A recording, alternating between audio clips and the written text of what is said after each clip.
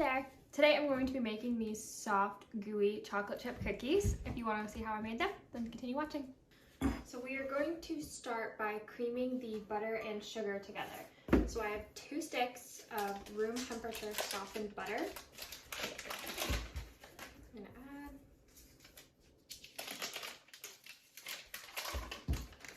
And then in here I have 1 cup of packed light brown sugar and half a cup of white granulated sugar.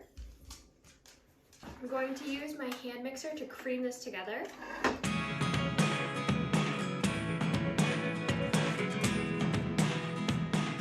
Next we're going to add in our 2 eggs. I'm going to crack them in the bowl here, just in case I get any shell in them, because I tend to.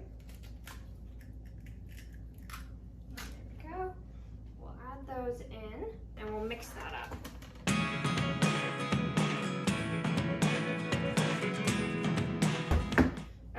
Well, now that we've got this nice and mixed up, we'll just give it a swirl, get everything off the sides.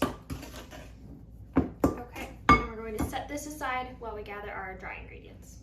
For our dry ingredients, we're going to mix together 2.5 cups of flour. This is just all-purpose flour. 2.5. We're going to add a teaspoon of baking soda. A teaspoon of salt,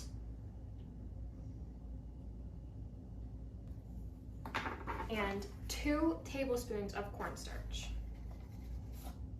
1, 2. Whisk those together. This way the ingredients are incorporated evenly throughout the dough, so there's not too much cornstarch in one cookie and not enough in another, that it doesn't hold its shape.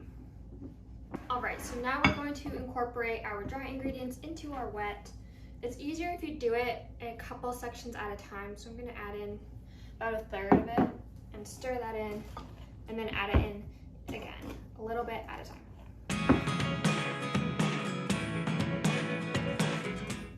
And I'll add in some more.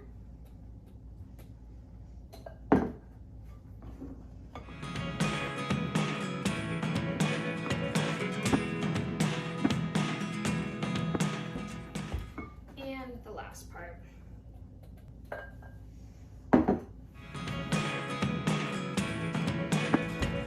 This is a very stiff dough, so it does require some arm strength, but I find it holds the cookie together a lot better with more flour than not.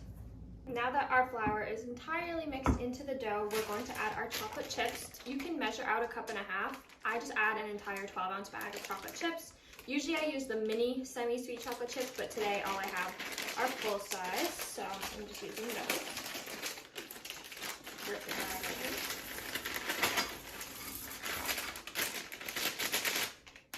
And we'll just stir those in.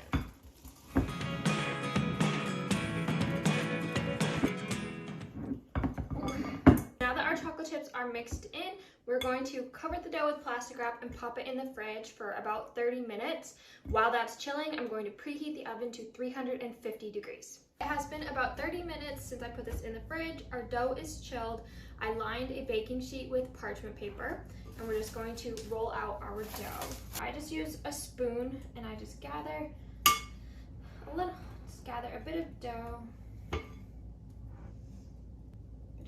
and then I'm going to roll it just a little bit into about a 2-inch ball and place that on my baking sheet. You can make these a little smaller if that's what you prefer, but I like a big, thick cookie, so I make them a little bit bigger. I'm only going to put them 2 across on this baking sheet just because they do spread quite a bit, and I don't want them to be too close together that all of them are touching. I want them to be nice, uniform circles.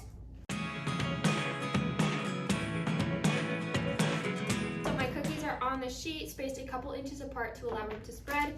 We're going to pop these into the oven. They'll cook for about 10 to 12 minutes depending on your oven. So I would start with 10 minutes and do an additional 1 minute at a time if they're not looking good. While those ones are in the oven, I'm just going to prep another baking sheet so that way it's ready to go in once the other ones come out. Okay, these are fresh out of the oven. These did cook for 12 minutes. They have a nice golden rim on a few of them. These ones are too close together, so they're touching, but not a big deal. We're going to let these cool on the pan for about 5 minutes before transferring to the wire rack. If you touch them too soon, they will fall apart. They're a very soft, delicate cookie when they're warm. And there you have it. These cookies are soft, chewy, and delicious. If you give them a try, be sure to let me know. Hit that subscribe button, like this video if you enjoyed, and hit the bell if you want to be notified for more uploads. Thanks for watching.